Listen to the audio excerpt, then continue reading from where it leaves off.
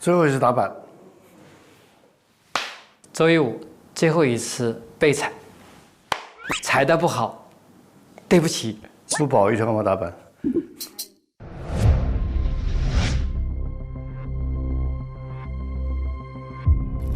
模拟考试的话，实际上就训练他们识别能力，也让他们敢于去试错、去做尝试，犯了错再重来。真实案件如果一旦做错，那它的后果就有时候非常严重，所以这个里面来不得半点虚假的。他们的专业意见将要呈现到法庭上，作为最终给当事人定罪量刑的一个非常重要和关键的证据。一旦出了错案，那引起的社会的一个不良后果就是不可想象。我们想最后给他们一个难度比较高的真实的案件。这个尸体是一具无名尸，在尸检上面去看看能不能给别人提供线索。真实，我给你10分钟时间，逢不及格那就等着吧。我们的实习生要和死者的家属进行交流和接触。然后我想都不敢想。还原事件的真相，公正科学的解决这个事情，请你们放心。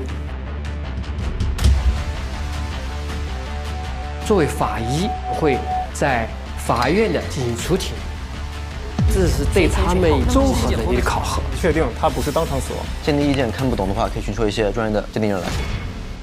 这个难度是非常高。现在呢，我就把这个给 offer 的情况给大家做一个公布。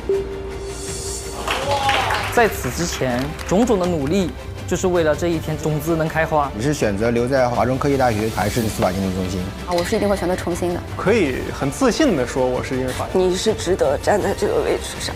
感谢这一路上来不放弃的我自己。入职通知书呢就在我这儿。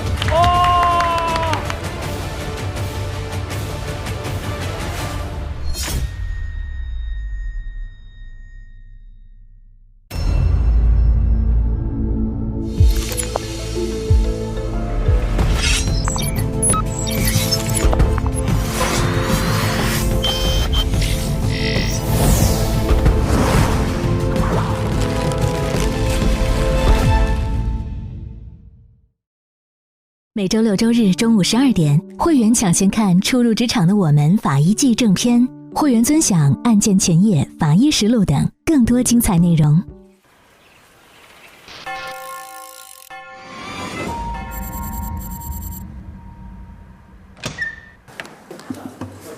刘头，刘头，开会啊？对，开会。哦。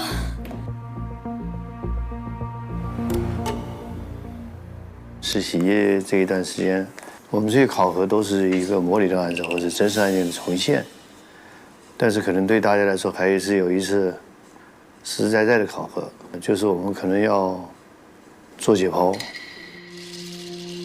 在前面考核的时候是可以试错的，可以允许犯错的，但是真正的做案子的时候、做鉴定的时候，可能就没有机会让你们犯错了。一旦犯错的话，对当事人来说是巨大的伤害，可能涉及到家庭，涉及到个人，赔偿的问题、判刑的问题，所以呢，我们明天可能就要开始进入实战状态。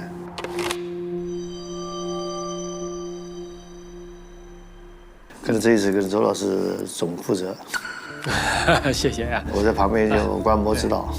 因为这个案子是真实的案子，你们团队也好，个人也好。能把这个案子最后，从头至尾，一直有可能会做到出庭这一个地步，所以大家一起要做好准备。这种考核的话，压力更大，所以你们要打起精神。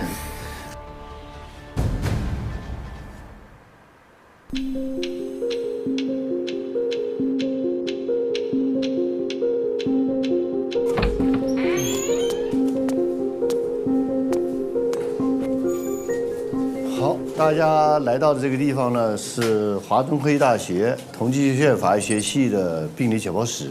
这个解剖室呢，上个世纪50年代修建的，51年啊。这个地方这个历史很长，做的量很大，培养的学生从本科生、研究生，包括硕士、博士、博士后，还有进修生，3000多，接近4000人。所以这个地方训练了很多很多，一辈一辈的往下传的法医。一会儿大家就把衣服先换上，换上以后我们就进去再交代一下这个怎么做。好。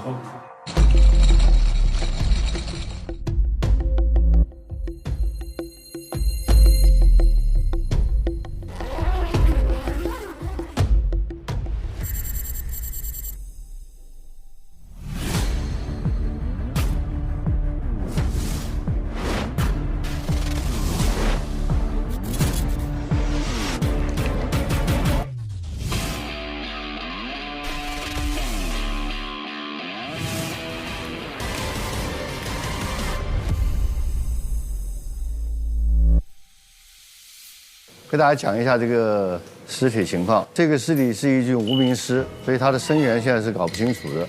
送来的时候呢，公安局的取了一些 DNA 的检材。那么我们今天这个案件案情是没有的，现场也没有太多的资料给大家提供，所以我们今天纯粹是在尸检上面去看看能不能给别人提供线索。提前的让实习生先去让尸体开口说话，把相关的证据找出来。然后由他们把这证据拿出来以后呢，给办案单位提供一个线索，这是个反向的一个做法。这个在法医实践当中也经常会出现，因此这种难度来说是考验他真本领的是这样一个环节。那我们今天安排是这样子的，你们5个人做分工，薛玉林做照相，向晴晴做记录，3个男生你们做分工，一个呢负责开颅，一个是处理修腹部，还有一个呢就当助理，比如说他开颅是要扶脑袋呀，帮一下。你们3个人先把这个分工确认一下。你就开呗，我4肢，他头。我负责头吧。我是4肢，然后梓潼是4肢当助理是吧？对，助理。行。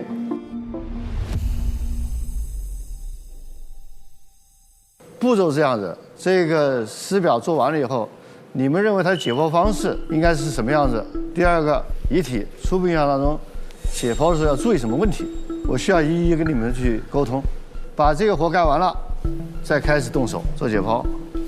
做解剖完了以后，再分2组，一组里面一个是做器官的检查取材，另外一个人做记录，还剩下一个人照相。你2边得跑。把这个事情做完了以后，请你们根据解剖的这个结果、取材的结果，判断一下大致的死因是什么。第二个，还需要做什么样的检查或者化验？听明白没有？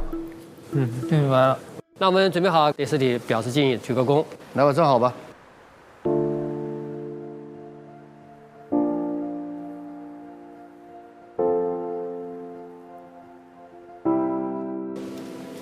对死者要尊重。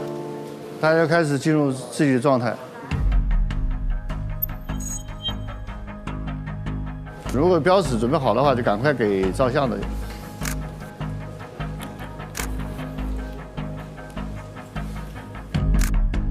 然后颈部再来一个特写。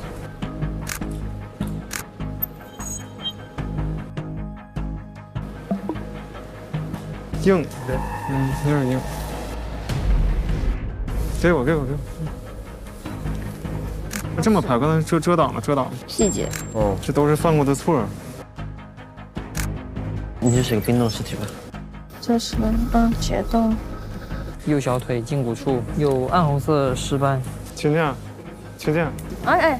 左小腿外侧8×5。右手背。左右都有。腋下也有，然后上臂内侧也有。好。一腔异物是吧？这是右鼻。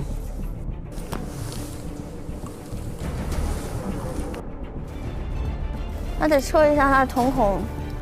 曲姐这边要瞳孔拍个照片。好的。2足底。我看一下，点状。不是点状，这个暗黄色呗。暗黄色。淡黄色。淡黄吧。标尺。哎，立着拍。这里。往下移。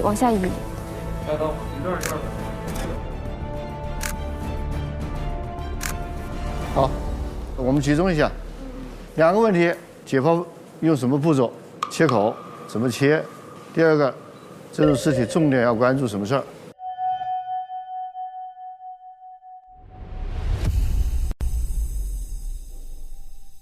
你觉得这个解剖应该用什么样的一个步骤？考虑到这个是冰冻尸体，所以可以考虑胸腹部用门字形切口吧。整个头部是没有外伤，但是可推测他应该有创伤导致皮下血肿。根据看到的东西，常规的一致术切开，在他的颈部其实没有发现什么特别的损伤，然后按照常规依次切开。我现在感觉颈部还不是很确定他有没有伤，还是一字吧，我觉得。但是颈部要最后看，先看胸腹，然后最后看颈部。我考虑的就是从额骨开始的一字切开，或者是门字形，因为我暂时无法判断他颈部到底是失败还是一个损伤，所以我选择先不动颈部，我先开胸部。这几个学生对颈部都判断很准确。培训严格不严格是看得出来的，因为你不可能外表看不出来，解剖才知道。假设我把这一个头现在让你解剖，你现在给我示范一样，现在让你开，要怎么做？就假设这个是那个刀，那个刀片嘛，然后就是从双耳的这个乳突后方，然后做一个双耳乳突到这个颅顶，这样一个切口，然后切完之后拿那个搓的那个工具把它的头皮给扒到前面是美宫处，后面是枕后龙突的地方。完了之后就看他有没有头皮下的一个血肿或者是伤害，然后观察颅骨有没有骨折的情况。他对脑的这个判断还是比较准确的。如果这个头让你现在做解剖，你怎么做？我觉得我现在看头皮不是很清晰，我可能就把这个头发简单的理一理。头发怎么处理？贴近头皮往下剪，让我能很清晰的看一看这个头皮，看看到底有没有这个损伤。有损伤呢，我就是拍照然后取；没有损伤，我就冠状切口。无论是有没有损伤，都要把头发先理掉，还是不理发？我觉得应该理。你确定吗？确定，我觉得这样比较保险。这还有什么要注意的？他的右脚胫骨处是有一个水泡，那哪里有水泡？你不用进牙，没事儿。就是我感觉就是你用进牙有。哦，也不是水泡，好像不是水泡，确实不是水泡，看错了，我看来就有点，但是它这个足底这个皮肤是有改变的。如果脚底有出血，表明什么？表明他脚底是有一个损伤的。怎么情况脚底会有损伤？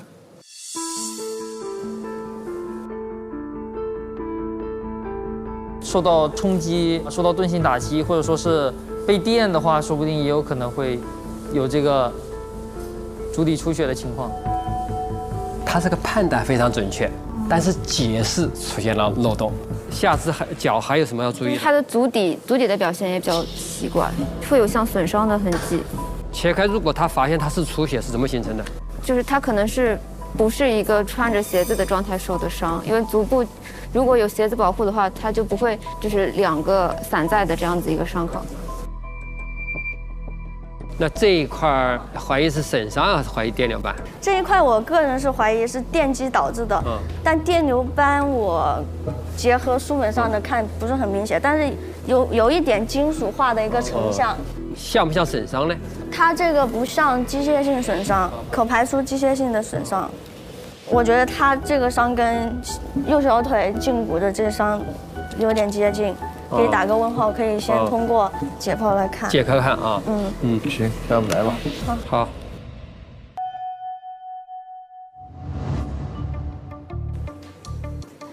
你们要不要换人了？待会儿记录照相和动手的，还是就这样子？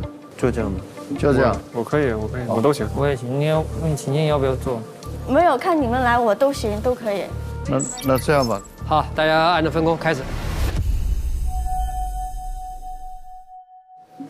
刀片你们自己装哎。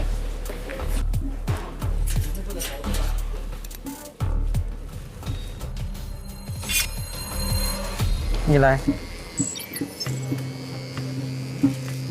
当时知道开胸腹了以后，就是首先解剖思路就是要确定它的颈部的情况，还有就是它这个冷冻的情况。如果说冷冻的很严重的话，我可能需要这个门字形切开。对，但是如果它的这个化冻还好的话，可能就会进行一字形。先还是一字形的吧，如果一字形不行的话，就把它做成T字形的改。切，可以切。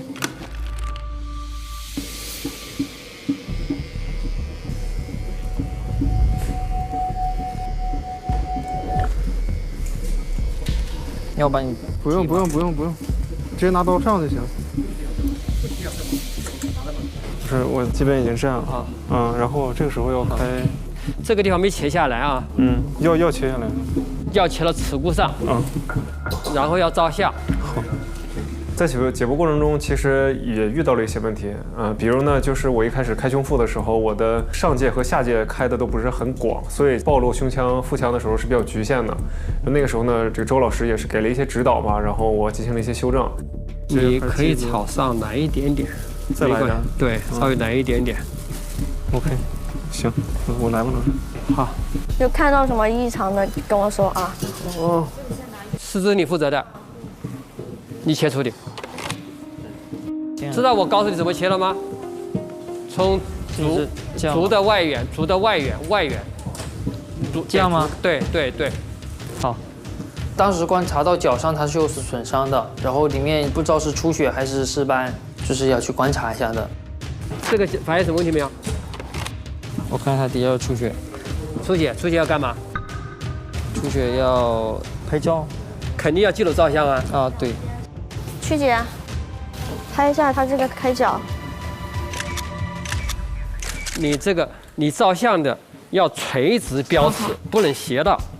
先一个大体，然后再照一个局部，背景一定要漂亮。你这个是这样照，从上照要带标尺。好。用完垃圾把它扔掉。标尺怎么放的？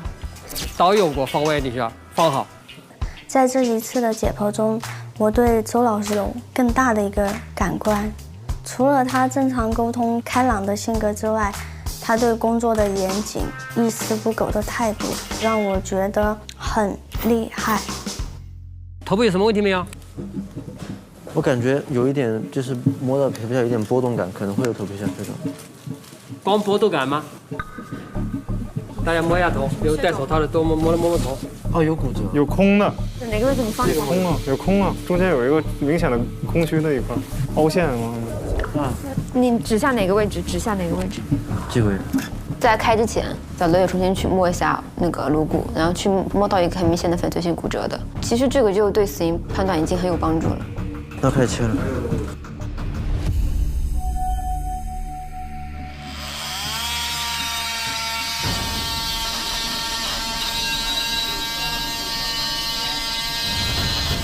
去透，直接去透，就在这个点上开透。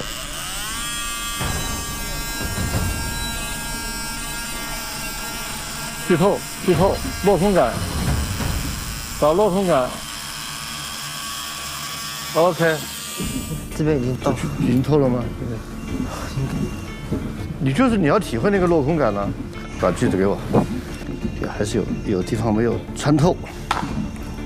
好了，有这个声音就好了。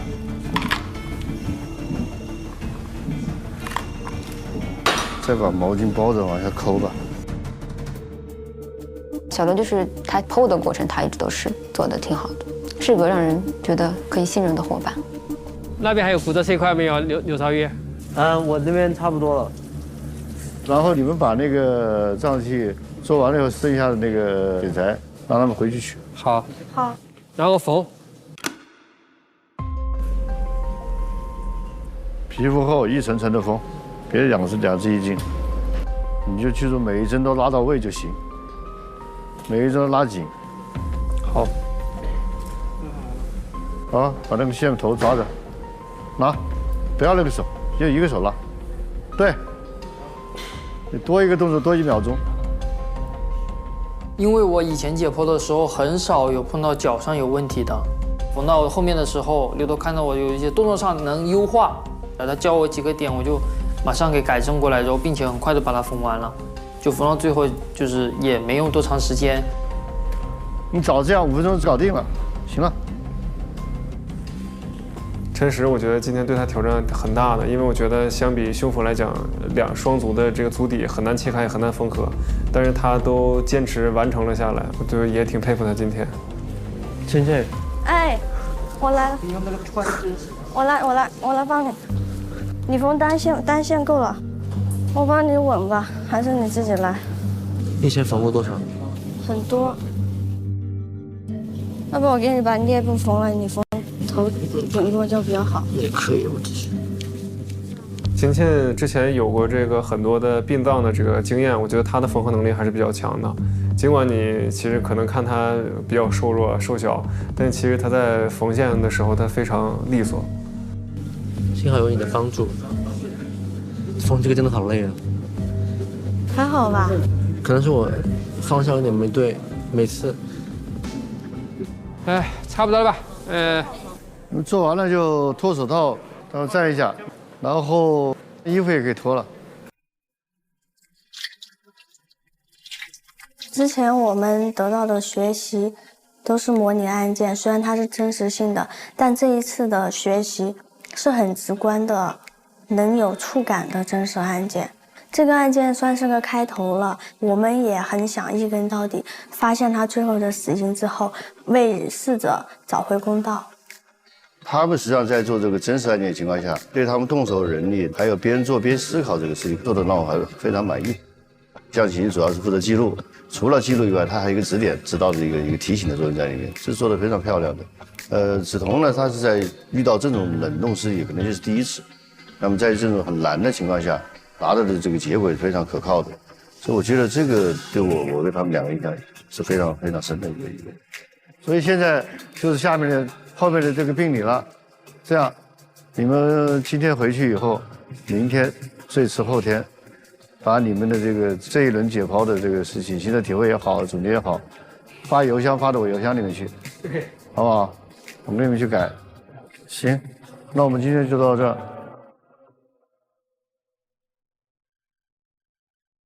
本节目由一杯叫醒早晨，咔咔迈入职场的雀巢咖啡赞助播出。每周6周日中午12点，会员抢先看初入职场的我们法医季正片，会员尊享案件前夜、法医实录等更多精彩内容。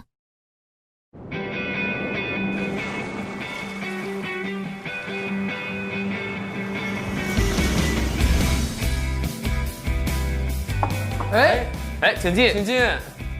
啊，看我给你带了什么客人来了 Hello， 好久不见，好久不见。老师好。你好，你好，你好。你好。艾吉尼斯是中国政法大学的法学博士，曾经在北京海淀区法院做过多年的法官。我们邀请他作为实习生的最后一次考核的见证。好的，非常的开心，非常的开心。老师请坐，请坐，谢谢。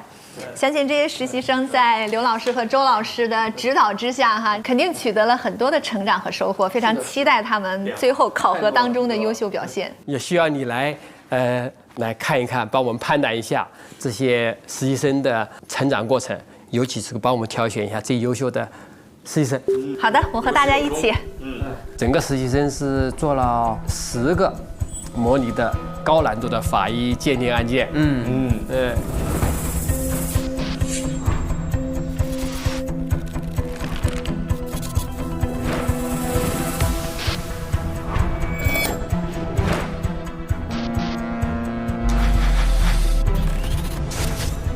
第10案专门邀请国际上著名的法医神探李昌钰博士。昌钰老师，对，大家好，我是李昌钰博士。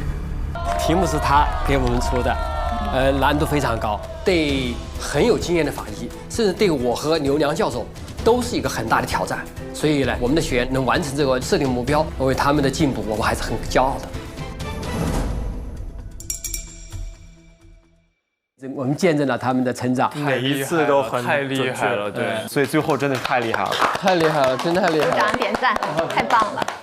那说完这个之后，还是要问周老师，收官考核究竟考什么？那么我们这一个呢是一个正在进行的一个真实的案件。真实的案件可能往往，我觉得民事案件可能性比较大一点吧。我觉得没那么简单。我们的每一个案件都非常难。是吗？对，就真实案件也会像模拟那样一样复杂。对，它总有它的难的问题。这个案件，这个实习生参加了案情调查，尸体解剖，会见了当事人，所以在整个过程呢都是真实的。最后我们要在法庭里面进行出庭，是一个综合能力的考核。所以说它是正在发生，现在还没有到那个出庭审理的阶段。对，但是前期所有的解剖，包括按照正常的诉讼流程的内容，他们都在进行当中，参与其中。对，都在进行完成，难度还是非常高的，并且这个案件开始，我们是任何信息都不告诉他们，因为我们法医鉴定就是说让尸体说话，为死者言，为生者权。所以他们是在一个黑夹这样的这个事件中寻求真相。我们也希望通过这一个案件呢，我们大家一起观察他们实际上的表现啊，最后做出最终的判断。好的，好，那咱们就看一看，我们看一看。好啊。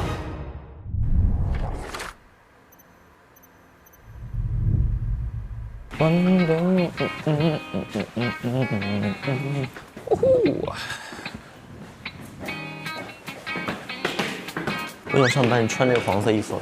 你是小学生吗？切，你说话更像小学生。还去烫头？你没烫是吧？你还染发呢。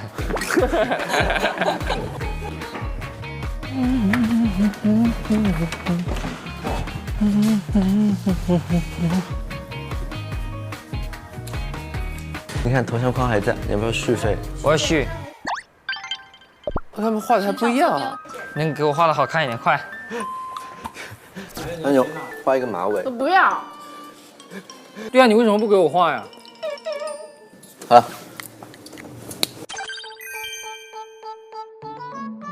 跟自己画一个。我是普通会员。发挥你的绘画天赋，我要填满我那些白色。你甚至可以在我的名字上面绘画。你凭什么这么好看？因为我充了 VIP， 我充了超级 VIP。曹玉，你的会员是什么？皇冠一个对。我的是什么？你的就是普通的框。我是头像挂件。要穿个头像框吗？我要朝天揪。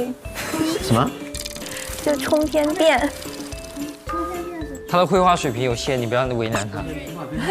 哎，这样的吗？我看这样行吗？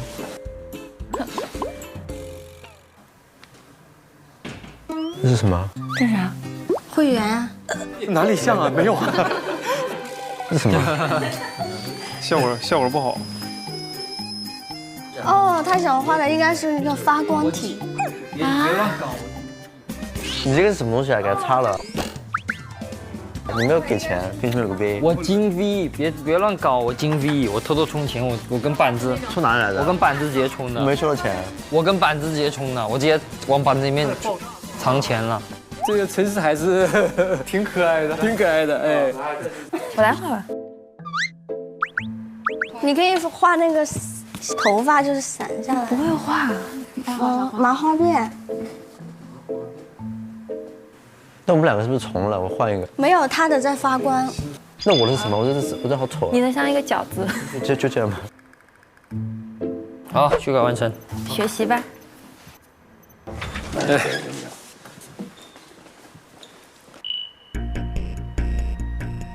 老师好。老师好。看到我们两个人有啥想法？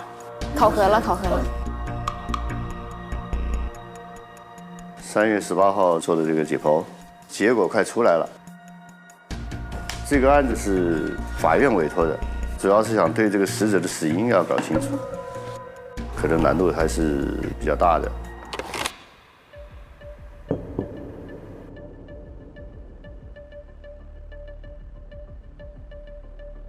所以你们这些人都要全程的参与这个案子，从尸检、观察切片、观察照片。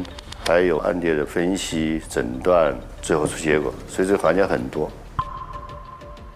大家自己把自己作为一个第一鉴定人的身份，要在这个案件中体现出来。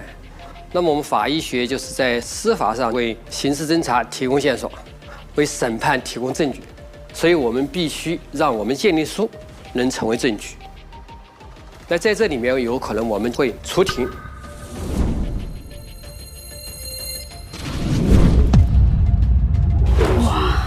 大家一下开始有压力，时间不一样了。对的。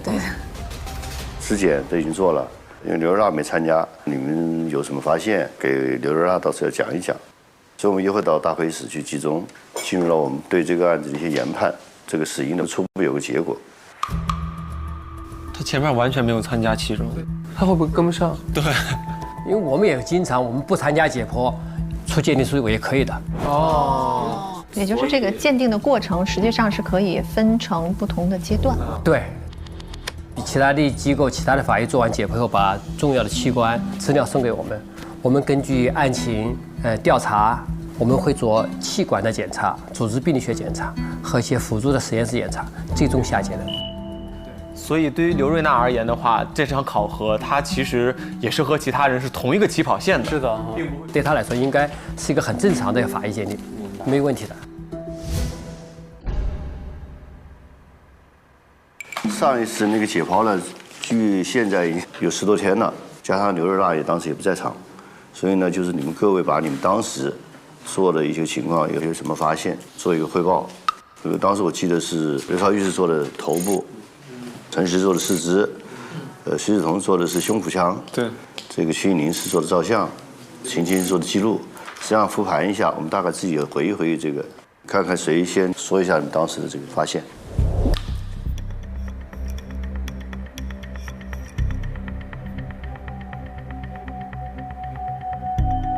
就是头部的话，尸表就是他右耳的上方就是右颞部有2个直径0.5，一个直径1厘米的2个圆形的改变，还有一个就是右耳廓上方有一块2.5厘米的一个皮肤的碳化。头部的尸表的改变不是很严重，切开头皮看到有帽状结膜下的血肿，就出血，然后右边的右颞部有的那个颅骨是一个粉碎性的骨折，整个颅脑的损伤是非常严重的，就是足以致命。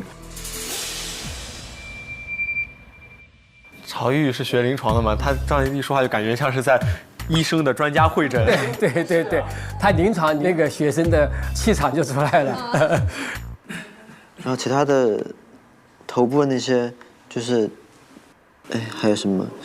头部就是发长3厘米，然后眼角膜浑浊，然后结膜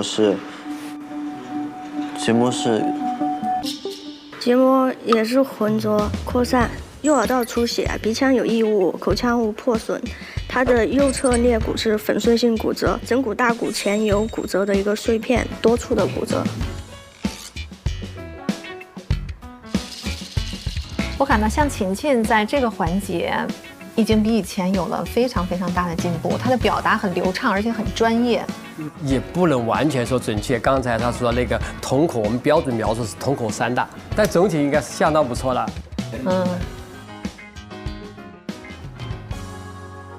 然后我主要负责的是四肢的解剖。然后首先他四肢是有一个暗红色的尸斑的，他的双手没有显著的外伤，但他的足底、前表有出血，深层的肌肉也有出血。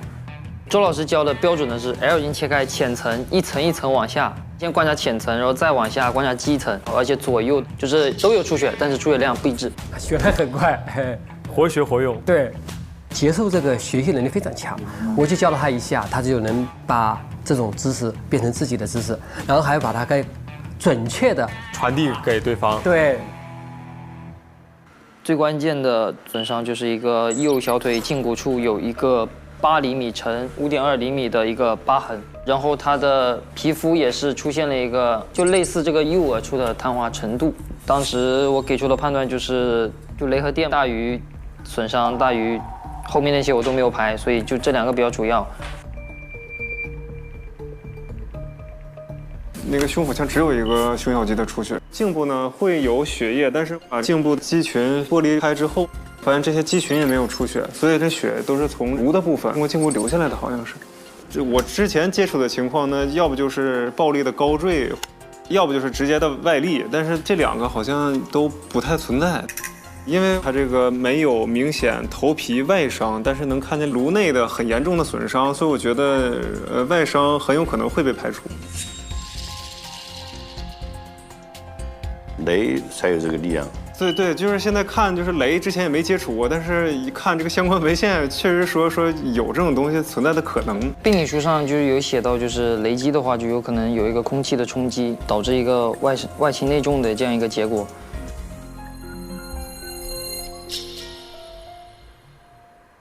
晴晴呢有什么想法？比较偏向于电击吧。他的右小腿瘢痕中央凹陷，周围稍微隆起，边缘是钝圆，形状像火山口一样，这就很符合电击导致的一个形态学上比较像的。是的，我会更偏向于它是机械性损伤导致的颅脑损伤导致的死亡。就是如果是雷击的话，他全身是没有什么烧伤的改变的，腿上的那个疤痕和他耳后的那个疤痕其实不是很像是电流疤。其实它更像是一个成就性的，就是那个腿上的那个，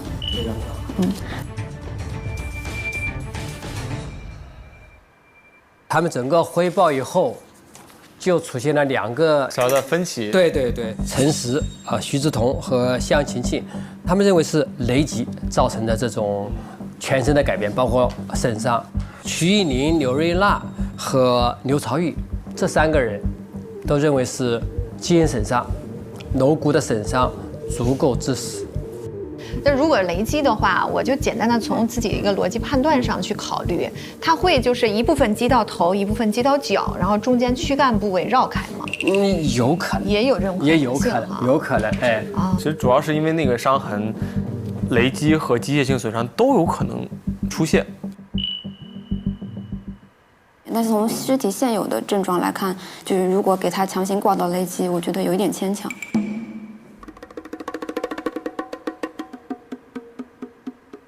有人拉起，要不他一脸就是完全是懵的。你现在听明白了是讲的什么吧？大致就是他体表上的伤，可能他们提到比较重点的一个就是右耳后的类圆形的一个改变，可能触肢也比较硬，考虑是不是电击造成的。但是我感觉比较奇怪的就是他足底的那个改变，对那个出血，然后还是很深层的一个出血。足底这个是非常重要。最初尸表检查的时候就提出来的一个重要的地方。对，还有最严重的可能就是他颅骨的这个骨折。通过你们讲的，然后我觉得就是特别要关注的就是这些损伤。大家对于解剖的发现都讲得很详细了，我也能快速了解到这里面包含的信息。这刘瑞娜她还是非常敏锐的哈。对，刚刚听完一系列描述之后，他立马能够拎到他认为很重要的地方。是的，相当优秀。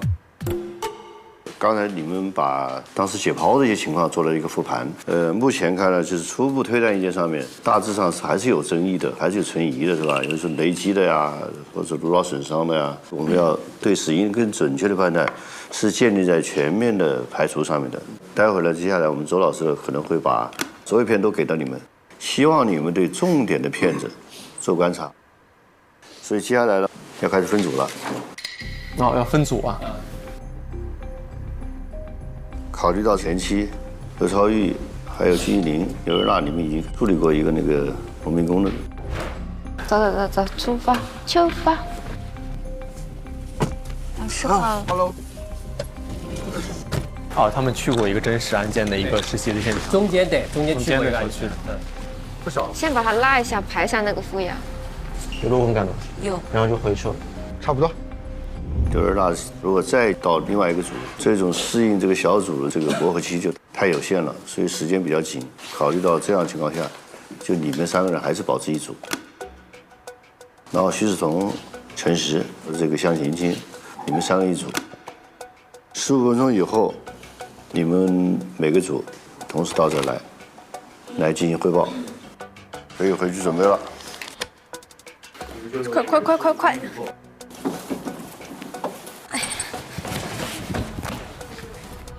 哇，就给了15分钟。对，从我们第一次模拟考核到现在为止，给他们每次的时间越来越短。越来越短。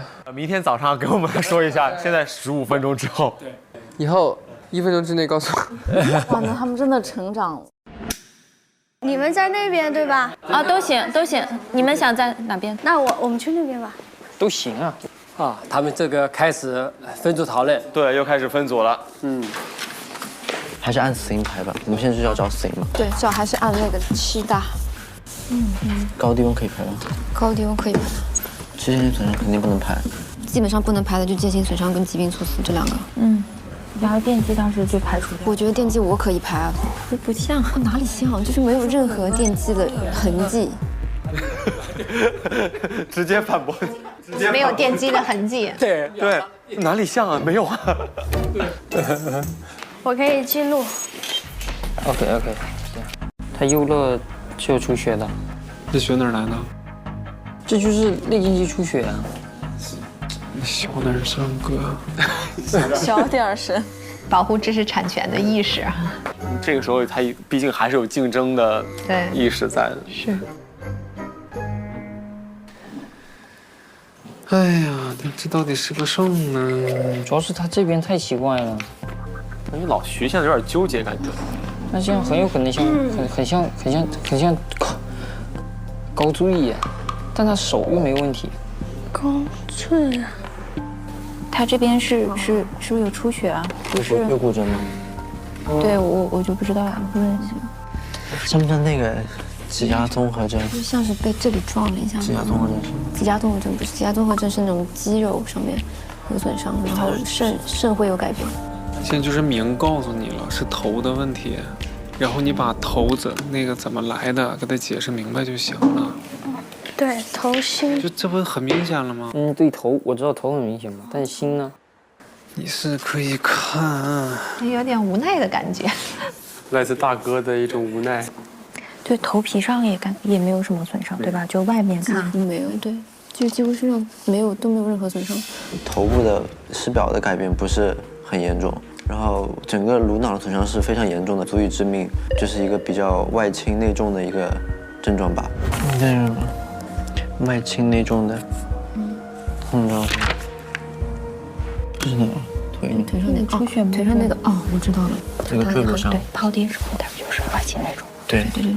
对，感觉曲姐这边好像感觉配合的搞得更默契一点。突然间豁然开朗。来，咱仨现在就解决一个问题：头这个怎么来的？头皮没有伤，但是为什么里面骨折这么狠？对呀。老徐开始组织一下了，稍微组织一下队伍。然后心再看猫眼，心可以看一看。再看一下切片就行了。切片。对他要切片，因为他只有解剖和大体的吧，电流损伤和累积损伤，切片上立马就可以见面。哦，我们去要吧，要那个。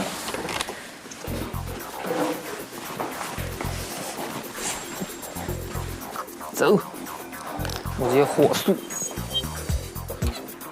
一组去，啊，一组去。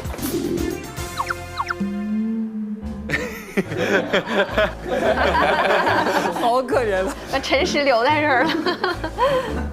完了，被人们抢占先机了。老师，我们考一下切片资料。切片考一下。对，好。你们直接把这个考给他们那一组吧。好的，老师。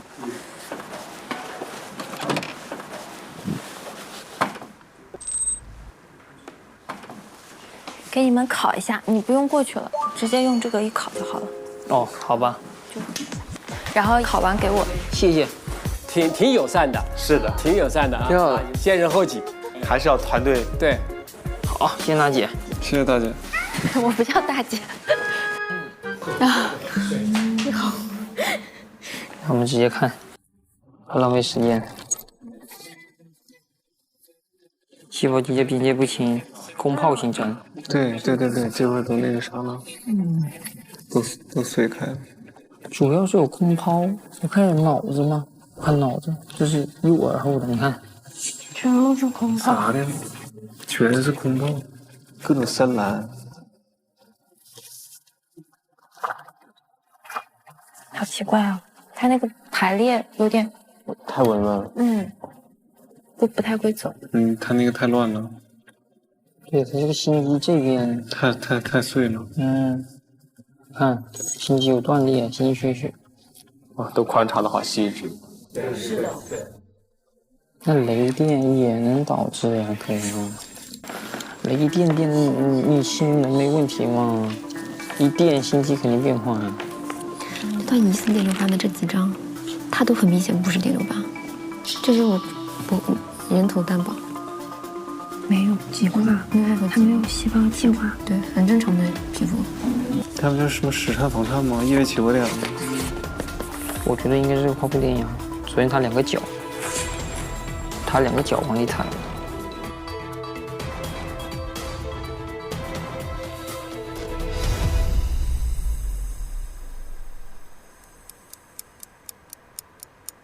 时间到了。对，时间到了，走吧，走吧，走吧。到了是吗？到了，你把范围走。他有点紧张哈，因为我们案件发布的时候没告诉他任何信息，就相当一个无名尸体的鉴定一样的，抽丝剥茧来获得真相。走，快！好，谢谢你。走，快，哥，快！纪律得保持。谁来汇报？都行。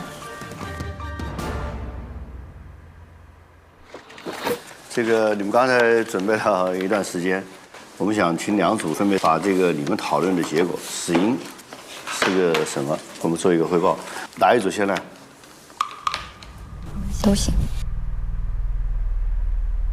我们先来。是。你们来吧。那我们来，首先我们先看就是大体观察，然后发现它是有一个重型的一个颅脑损伤，然后颅骨是粉碎性的骨折，蛛网膜下腔和硬膜下都有大量的出血。同时呢，我们也发现在切片中发现他脑的右颞，然后也有出血，脑出血。右侧的脑部，右颞这个地方啊，太阳穴旁边颞骨。然后观察就是可疑的这些皮肤的区域，没有发现电流般的典型改变。目前是根据这个切片，我们初步排除电击死亡。然后同时呢，就是没有看到机械性窒息的征象，所以也可以排除机械性窒息死亡。因为这个颅脑损伤是很严重，并且可以直接致死的，所以我们目前给到的死因还是机械性损伤。机械性损伤致死。好。然后我想补充一点是，我们在看那个血管内的斑块的时候，它是没有一个破裂出血的表现的。然后在四肢的检查里面，它的右小腿中段有一个表面的皮肤擦伤，然后皮下和肌肉都有出血。然后我们考虑他身上没有一些明显的表皮的擦挫伤，可能是因为天气问题，可能衣着比较厚，所以没有一些明显的擦挫伤。整体观还是很好的，有一种全局观。好，你们这一组吧。我们这组觉得这个怀疑是存在电流斑的，因为觉得它的表皮、角质层、细胞层、皮下有大小不等的空泡形成。就我们现在觉得它是有存在细胞极性化，它有纵向的伸长，有这个栅栏样插入真皮层，然后心肌呢，有断裂，比较不规则，呈波浪状的排列，这是我们觉得它可能会是雷电的问题造成的。然后疾病有中央斑块形成，但是梗死的病变好像并不是很明显，然后疾病也排掉了，现在就考虑雷电击。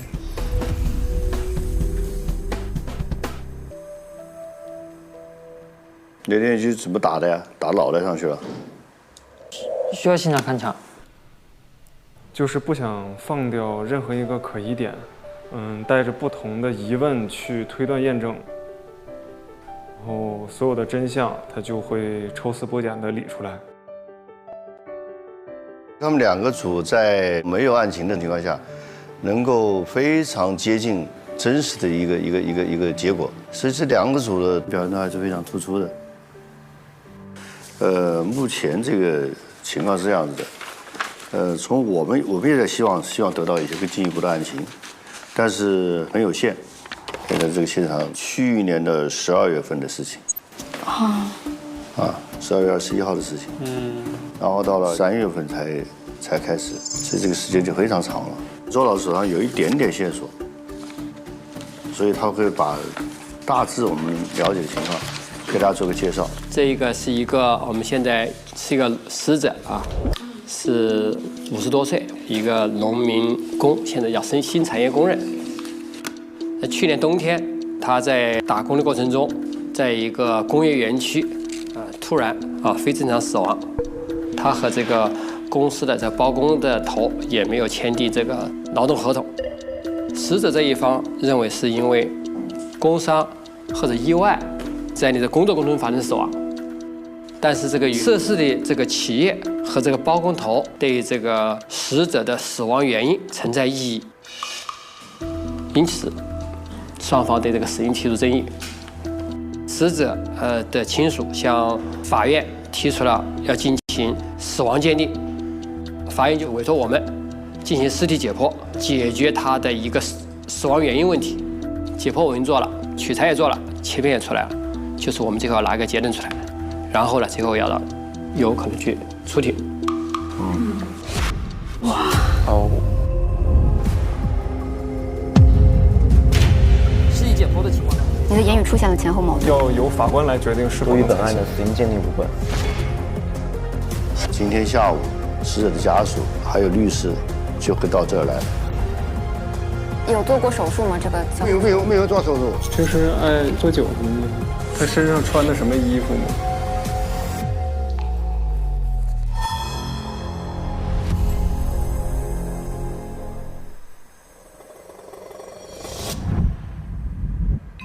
他们正式来了以后，可能你们2个组就分别派1个人去询问，这边呢可能徐子彤，这边可能是徐一宁，其他组呢就是可以在旁边听，有些遗漏的问题可以提示这个人问。你们现在肯定要考虑到，我们该如何询问。有压力，瞬间不一样了。对的。实习生们面对这样的情况很紧张，他们也没有经历过这样的场合。是的。他们可能是3点半会到，一会儿你们休整，然后就把那个发问的，准备一下啊。谢谢老师，加油！谢谢老师。没有。所以接下来就要真的是去见当事人家属。如果我们想知道他过去的病史，那我们只能找家属。所以希望安排家属来给我们提供更多的信息，有利于我们做出更准确的死因侦探。是的，因为他现在究竟是由于意外，还是说由于他的疾病导致的，或者是其他的原因？对，那这是会直接关系到死者的家属是否获得赔偿，以及后面案件的进展。对，因为我们法医鉴定过程中，原告和被告一定要把信息要给到法院，由法院呈递给我们的信息，才能作为有效的证据。我们单独一方提供的证据是无效的。其实刚才周老师介绍的这个背景因素也是非常重要的，因为一般情况下，鉴定的启动是由于双方当事人的申请，对吧？或者某一方的申请，由法院来进行一个审查批准。之后呢，真正的鉴定是由法院来进行委托的。这种情况之下呢，鉴定人是不允许私下单方来会见当事人。如果没有经过法院的这种授权和允许，你私下接触了当事人，被另外一方的当事人抓到这个把柄的话，那你的鉴定有可能失去中立性，会以这样的一个理由来申请你这个鉴定人回避，你可能就做不了这个鉴定了，或者是说你做完了鉴定之后，将来在法庭上，对方的当事人提出来这个问题之后，这个鉴定有可能就因为程序出现了问题，有可能不被采信。那我觉得实习生们应该没问题，因为我们之前在第3案的时候，就是有专门给他们来模拟演练一个这样的一个过程。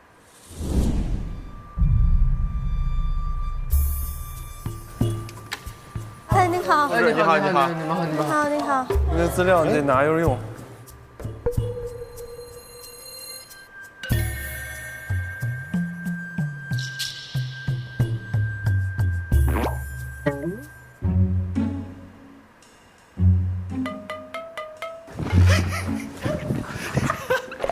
你现在这个案件办的咋样？也不能给你们透露太多嘛。那说嘛，你喝点鸡汤。喝鸡汤也不行，这个真不行。等到出结果了，你们跟公安机关联系就行，肯定给你们一个客观公正的答复吧。即使是有些材料你们觉得可能对你们有利，但是这也是要通过合法的程序才会真正成为有效的证据。所以我觉得那一次的考核，其实对于他们来说肯定是有一定的经验，但是好像模拟的跟真实的，我觉得应该也是两码事儿，差距很大。你想象中的，对，毕竟他还是知道我们在扮演，是的，对，当然。那你要这样真实的有这个意识，主要还是模拟的状态，可能不会有那么多紧张或者一些不知所措，或者说有可能会说不出来话。那我们就看一看他们真的见到这些家属们的时候什么样的反应啊。那我们接着往下看看。我应该跟你学一学，我太温柔了，我太温柔了。不是不喜欢别人说你温柔吗？就是所以说我要变得不温柔。我们有饭还是我们自己点饭？有饭，我们应该有饭吧？有的，吃饭。啊，吃饭。我死了，快吃，不要犹豫。开动了。吃饭。怎么一回家就有饭吃呢？吃，不要犹豫。来的这么突然，幸福爆了。这个还有位置吗？哟，坐这里。哇，好饿啊！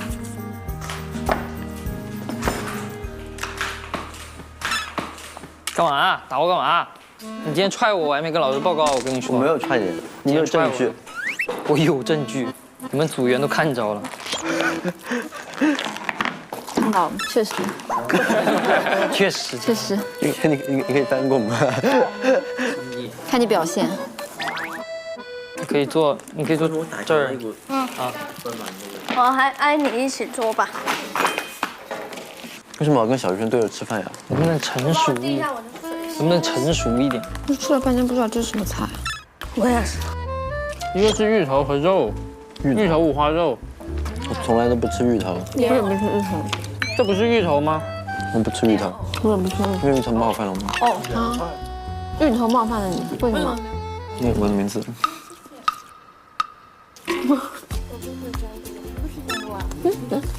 跟你讲一个笑话。不想听。牛。学到了。妈，讲吧。讲吧。你可以接一句，我就是个笑话。over。你看他笑了。会讲吗？不讲了，忘记了。就唠吧。我写那个框架。就是不管是律师也好，还是这个家属也好，都是抱着这种想要解决问题的想法。反正我觉得，就如果他有问题的时候，你就可以说一句，就是说，如果你想快点找出事情的真相，就请配合我们的咨询。哎，这句话我们听一下，他会不会说？这句话我觉得重点标记一下，看看。重点标记一下啊！见了人的时候，这就是你说那个提前把台词都练好了。对，真的开始的时候就不一定能说。就是说吧，就咱们呢都是为了就是给这个死者一个交代嘛，所以大家就是也尽量配合我一下。哇，很认真的在练习话术。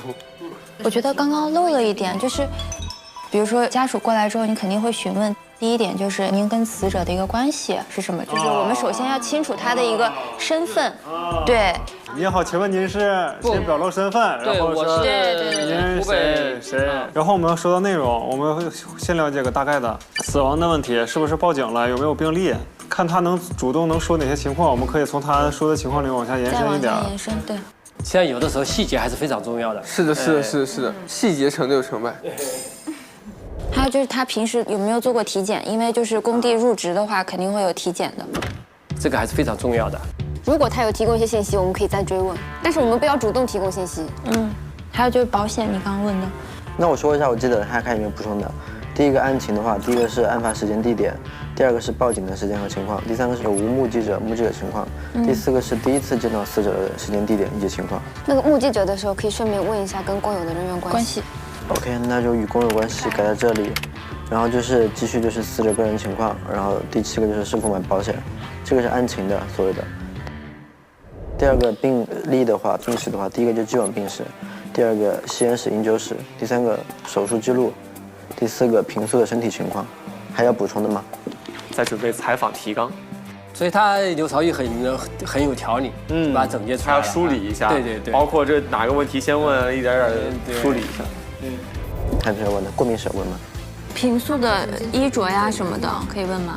就是见死者的时候呢，有穿啥衣服呢？对，就是也要稍微温暖一点，但是要把我们想表达的意思表达出来。对。马上到3点半了。好，快到时间了，要来了。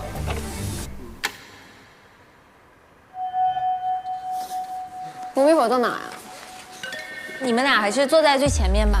那后面4个什么？那我们是坐在后面吧？就你们在前面2个问，我们坐后面4个是吗？我们是刘头、周老师、我、你，然后对，然后我们剩下就坐在后面，我坐你后面。每一个细节都不放过。对。热水还是温水？倒温水吧。提前水杯也准备好。对。这个给我，这个给我，再给我一个。你们2个面前也放1杯吧。放。这门要关吗？关不关门都已经考虑到了。要去想一想，也是很认真啊对待这个。不用啊，没必要。好，行。哎。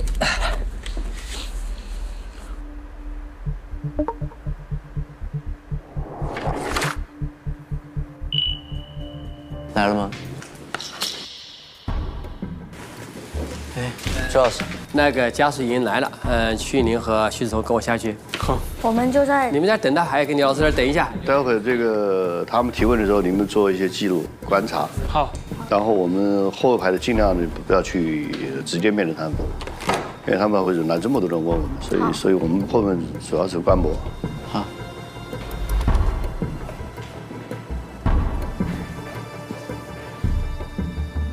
一家人都来了。你好，你是夏女士是吧？哎对哎，你好，你好，你好，电话跟你见面了。你好，你好，辛苦了，哎，你好，你好，这位是？他是那个子玉系。啊，你好，你好，你好。子媳妇，这是子姑娘。啊，你好，你好，你好。这是他的弟弟。你好，你好，你好。周法医。你好，哎，我们电话上联系了几次，然后跟法院沟通，他说因为有些材料想询问一下，哎，谢谢你们也辛苦了，哎，这是我2个助理。你好，你好。行吧，节目上楼去一下，哎，好，刘老师他们在里面，还有我们几个助理，还也想一起了解一下。好，来请，夏女士啊，这是夏女士，哎，那是我们刘老师。刘老师，你好。你们看这边，这是我们刘教授，哎，好。好，你坐。你们坐，还随便点，哎。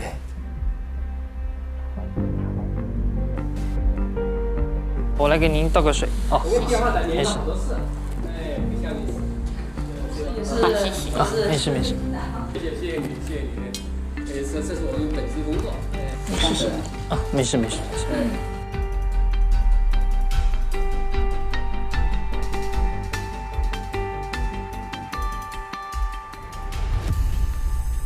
我是这个案件的第一件人，姓周义武，周教授，法医系的副主任。然后第2件的人呢是刘良教授。我呢是一个死者家属委托的这个代理人，所以家属呢对这个事件都很关心，所以今天应你们各位的这个邀请呢，我们需要我们参加，我们还是全力配合。对于整个案情需要问的，你们可以直接问，我们也如实回答。目前的情况，一些工作也做得差不多了，但是呢，因为里面有些案情啊、细节啊，可能还是比较模糊，所以我们跟法院就反馈，希望我们做一些补充材料来。然后我们这个是从程序上是没问题的，而且我们在这个了解过程中也是摄像、录像都是同步录音录像的，所以也不存在法律上的一些程序上的问题。另外就是我这后面做的这些。都是我们的助理，他们其实在这个鉴定当中已经在做了。后面的鉴定，周老师做的时候，他们都全程要参与。参与的话呢，他做助理的话，他也是有很多问题要问，就他们可能代表我们先发问。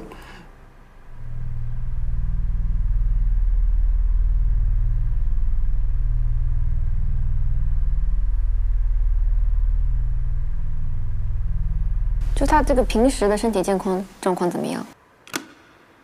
其实他身体好得很，其实。根据他们讲，身体都可以。他的弟弟就说，他17年在这个中山医院的，因为交通事故，他好像住了半个月左右。那有做过手术吗？这个没有做手术，他都是这个这儿筋拉伤了一点，就是韧带拉伤。那他平时有没有什么高血压之类的这种比较基础的疾病？他没有。没有是吧？就是爱喝酒什么的。他晚上做点事肯定得喝点啤酒噻。他辣酒他不喝，他偶尔喝一下。不喝大酒。没有，他说的是辣酒，就是白酒的意思。所以这个人是他的工友送到医院去的。他打了120。人是那个打了120，负责请他们3个工人那个老板120送到医院去的。拉进医院当时是有治疗的过程吗？根据我们看的是就是个门诊。就是听老板讲，就是他们送到医院的时候还抢救了半个小时。我们也是根据那个对方讲的。这是非常重要的一个信息。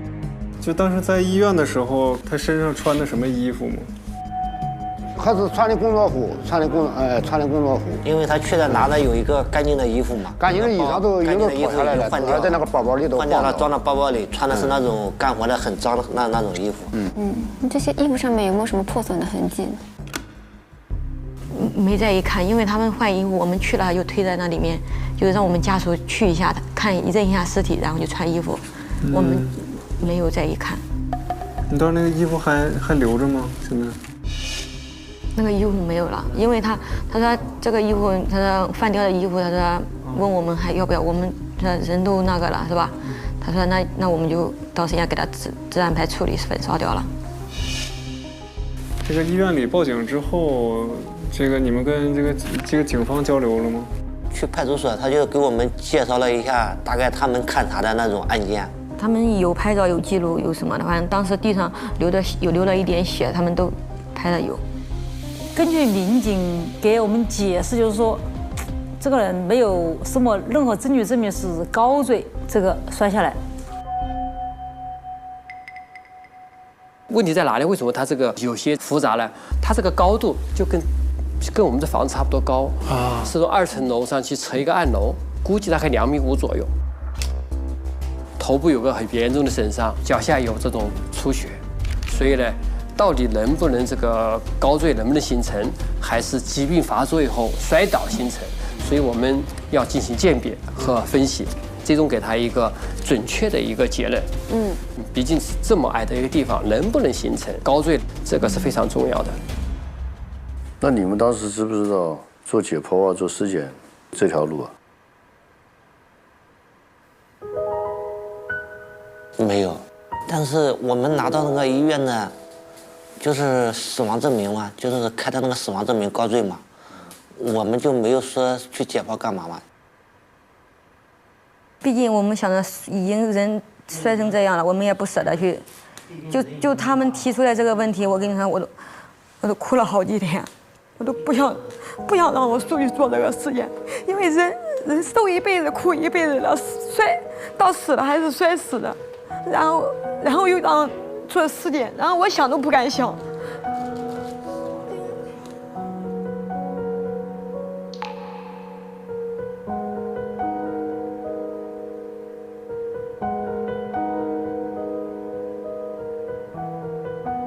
其实之前会往最坏的情况去想，比如说家属很不配合，但是遇见这种家属会落泪、家属会很悲伤的这种软的情绪出现的时候，我其实还是没有什么预案的。当时觉得就是可能我会需要给他一些言语上的安慰，或者说给他递纸巾，或者给他倒杯水，然后讲一些安慰的话。徐志忠这个动作还是很温馨的。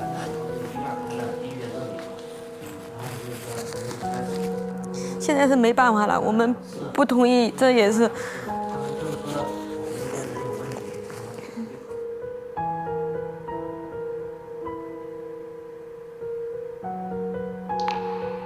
医院开的死亡证明的时候说高坠，然后我们就说人就摔死的，但是他们那边呢就是说我们这边人有问题，什么就被高坠什么一类的，搞到最后到了法院没办法了，他们就是说对方提出死者有异议嘛，就是说尸检。那我们家属只能说你们提出尸检，我们只能配合，那没办法了。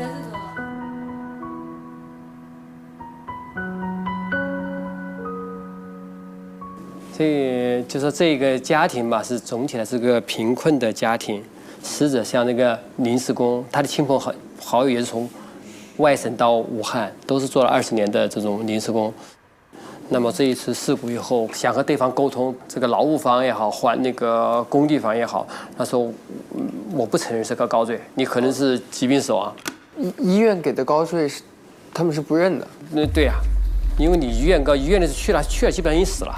当时送他的这个工友包工头说是高坠，但过一段时间他说我没说这句话，所以他最后要赔偿。我们当时问到他，就说到底现在你们能得到多少赔偿？他说他们大概3方，就是我们一方只能给你1万块钱。实际上这个尸体从2021年一直放到今年，已经将近100天了。100天，100天，就尸体还没有安葬，所以就最后要做法医鉴定才能找出事件真相。对，其实刚才周老师说到的这一段问题，可能是不少就是农民工出现类似于在工作当中受伤这样的情况之后，这样的一个群体他们所面临的一个困境，因为有可能看到案发过程的这些工友，他们会考虑到将来还要继续在这个地方工作，对吧？因为他们也都是。收入很微薄的，如果失去这个工作，可能也没法养家。他们考虑到这些以及他们这个包工头或者是老板的一些压力和要求，也许他们就很难说出真相。那这种情况之下呢，对于伤者或者死者这些家属来讲，他们可能很难掌握到第一手的证据。他们通过什么样的方式才能维权呢？那只有我们的法医鉴定人能够把这个人死亡的真正原因鉴定出来，拿这样的一个科学性的依据，才有可能作为他们最有力的一个维权的武器。否则的话，你到法院去告，你可能都拿不出来任何的证据。这个时候，我觉得我们的法医真的是要承担这样的一个实现公平公正、维护公正的这种权益的社会责任。我觉得还是非常重要的，令人敬仰的。实际上这个时候他不知道尸体解剖的重要性，还是因为传统思想和风俗的影响，不愿意做。是，刚才这个家属可能就表现出来了这个想法哈。但实际上，尸体解剖它是维护自身权益最好的一个途径。另外，实际上他们还有一个途径，法医解剖也可以寻求法律援助。并且我们机构每年都是有这一方面的经费和法律援助这个案件的数量。就是没有经济能力来聘请做鉴定的，你们可以免费无偿的给他做。这也是对所有法医鉴定机构，这是机构的有一个指标。之前可能很多人像法律援助大家是知道的，但是像法医方面的这样的援助途径，其实很多人之前可能没那么清楚，很少有渠道可以知道。对，所以有的时候我们还是尽力的为这个社会的司法公正和农民工维权做出自己的一点能力。这是你们这么长时间了，对这个事情怎么看呢？像有什么要求或者什么想法？就是想嘛。最公正的结论嘛，尽快结案嘛。那尸检都已经做了，那肯定就是说让最公正的给我们讨回一个公道，然后我们事情结完，我们人就能回家嘛。对，我们还要能回老家。我们这写了为生者权，为死者言，把这个死者的没有说出的语言，我们把它翻译出来。这一点你们也是要相信我们啊。我们尽最大的能力来还原事件的真相。当然，实际上也应该给你们普及一下，就是说被告方所提出这个异议，它也是合理的。为啥呢？他没做解剖，有些事件呢，他需要这个解剖的这个结论是最公正、最科学的。所以呢，如果真的是疾病，那就是疾病是意外或者工伤，这个哪个死因，我们也会进行判断。所以呢，最终我们这个解剖呢是还原这个事件的真相。公正科学的解决这个事情，这点请你们放心。好，谢谢。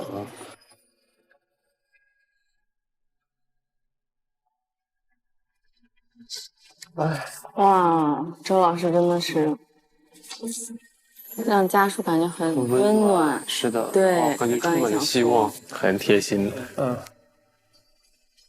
现在就是你们材料如果来的特别快的话，我们也这边就很快。就是有些案情上比较核实一下。可以，证明我们是积极配合。那谢谢你们啊，那我们非常感谢啊，谢谢你们，送一下吧。我送一下，当时跟家属沟通过，就很强烈的想去把这个案子做好。如果推不出正确答案的话，其实就会影响到整个案件的走向，影响到这个案件背后的家庭，然后还有包括之后的司法程序都是会有问题的。对，所以会觉得压力特别大，精神上肩负的责任也很重。所以我觉得这个真实的案件带给我的成长是不亚于其他任何一个模拟考核的。更想帮助他们，还他们一个公道。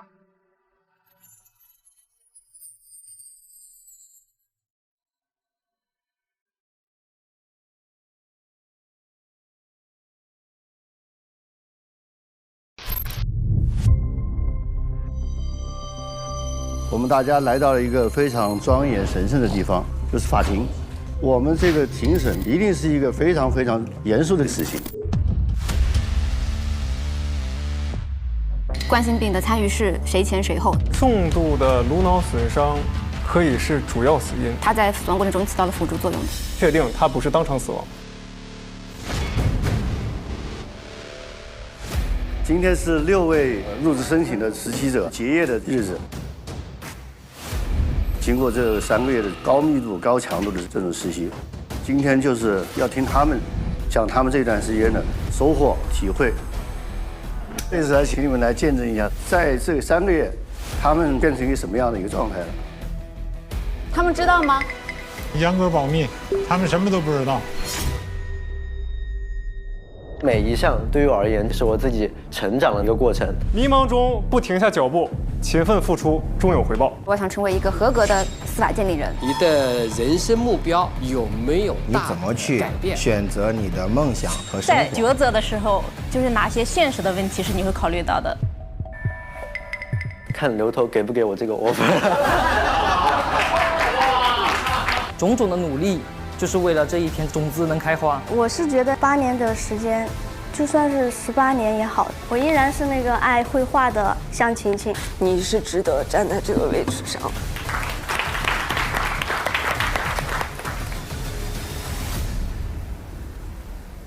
现在呢，我就把这个给 offer 的情况给大家做一个公布。能够获得最终双 offer 的是。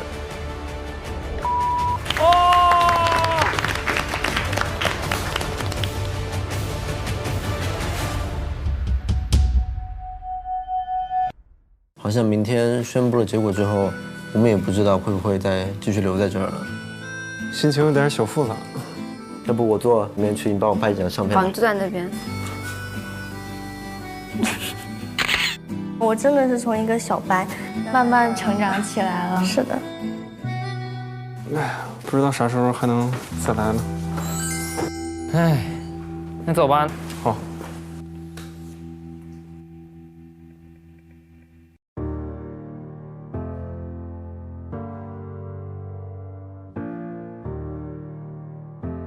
抽丝剥茧解诗语，明察秋毫洗冤情，这是我最喜欢的一部小说《法医秦明》的开头语。我觉得法医学很正义、很神圣，法医是为法律服务，是为社会公平正义做支撑。